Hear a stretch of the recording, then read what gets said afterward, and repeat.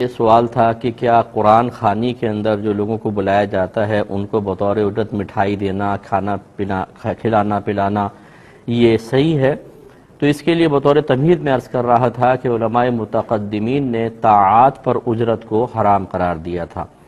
اور وہ دور ایسا تھا کہ لوگ اپنے دیگر مسائل میں مشغول ہوتے تھے، یعنی کسب معاش کے لیے، اور ساتھ ساتھ نیک عمل بھی کرتے تھے، اس کی کوئی اجرت نہیں لیتے تھے۔ لیکن پھر تغیر زمانہ ہوا، اور اس زمانے میں یہ بھی میں آپ کو وضاحت کر دوں کہ جو خلفاء ہوتے تھے، بادشاہ وغیرہ ہوتے تھے، وہ ایسے دینی کام کرنے والوں کے لیے شاہی خزانے سے وظائف دیتے تھے، تو وہ بالکل قصب معاش سے بے نیاز تھے اور دین کا کام کرتے تھے۔ پھر یہ وظائف کا سلسلہ منقطع ہوا، تو لازم بات ہے کہ علماء کو اور دیگر لوگوں کو اپنے کام بھی کرنے ہوتے تھے، تو پھر علماء متاخرین نے مقام ضرورت پر، طاعت پر اجرت لینے کو جائز قرار دیا۔ مقام ضرورت کیا ہوگا؟ انہوں نے تعین کیا کہ ایسی چیزیں کہ اگر ہم اس پر اجرت کو جائز قرار نہ دیں اور آدمی سے کہیں کہ یہ کام بلا اجرت ہی کرو، اور وہ بیچارہ نہ کر سکے کیونکہ قصب معاش کے لیے بھی اس کو جانا ہے، تو پھر دین کا بہت زیادہ نقصان ہوگا، دین کی ترقی رک جائے گی، ضیاء دین ہوگا، یعنی دین تباہ ہو جائے گا۔ ان مقامات پر اجازت دے دی کہ بقدر ضرورت آپ اجرت لے سکتے ہیں۔ اس میں امامت بھی ہے، مؤذنی ہے، مسجد کے خادم وغیرہ کی، بچوں کے تعلیم قرآن پر، جس طرح لوگوں کو علم دین سکھانا، فقہ سکھانا۔ اسی طریقے سے اگر کوئی واقع ایسے بیانات کرے کہ جس میں وہ لوگوں کو مسائل سکھا رہا ہے اصلاح، اس کی بھی وہ اجرت لے سکتا ہے اپنے وقت کے لحاظ سے، ان کی اجازت دی۔ اور جہاں ضرورت نہیں ہے وہاں پر وہ پہلے والے حکم کو باقی رکھا۔ تو اب اگر جو کوئی تلاوت قرآن جو ہے یہ کوئی ضروریات دین میں نہیں آتی، اگر آپ اپنے مردوں کے لیے کہ ایصال ثواب کے لیے بالکل کوئی قرآن وغیرہ نہ پڑھوائیں، تب بھی کوئی دین کا تو حرج نہیں ہے۔ اس لیے یاد رکھیں کہ تعلیم اس پہ مطلب تلاوت قرآن، تعلیم قرآن ایک الگ چیز ہے، قاری صاحب، حافظ صاحب بچے کو پڑھا رہے ہیں، بچوں کو، یہ ایک الگ چیز ہے، یہ ضرورت میں ہے، لیکن یہ ضرورت میں نہیں،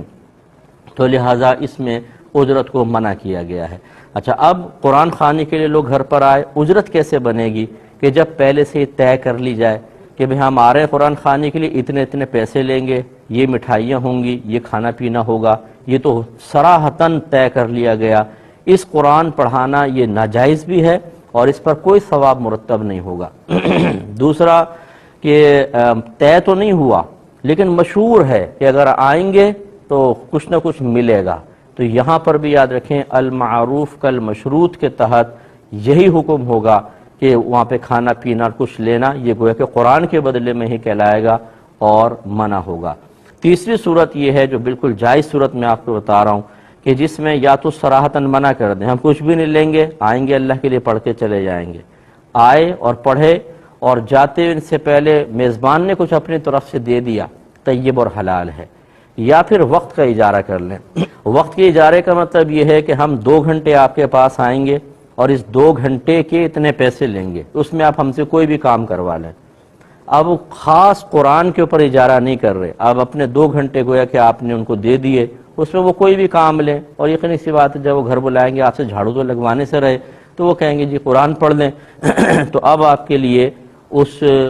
کی اجرت لینا طیب اور حلال ہوگا۔ امید ہے کہ بات سمجھ گئے ہوں گے، لیکن اکثر ایسے ہوتا ہے جب آپ یہ مسائل کسی حافظ صاحب، ایسے قاری صاحب کو سنائیں گے کہ جو لینے کے عادی ہوں، وہ مجھ پہ ہی طنز کر دیں گے، وہ اپنے ہی ایک دین کی صورت نکال لیں گے، وہ کبھی اصلاح قبول نہیں کریں گے، کیونکہ جب کوئی شرعی مسئلہ ہمارے مالی مفادات پر ضرب لگا رہا ہو تو نہ مسئلہ اچھا لگتا ہے نہ مسئلہ بیان کرنے والا۔ لیکن اتنی تو ہم گزارش آپ سے کریں گے کہ ان قاری صاحب سے یہ کہہ دیں کہ بھئی آپ اپنے تائید کا کوئی فتوی لے آؤ تاکہ آپ کے لیے جائز ہو جائے۔ تو اس لیے بہرحال آپ اس میں احتیاط کریں۔ بھائی نے کویسچن کیا تھا کہ اگر رومال یا ٹوپی انسان نے پہنی ہو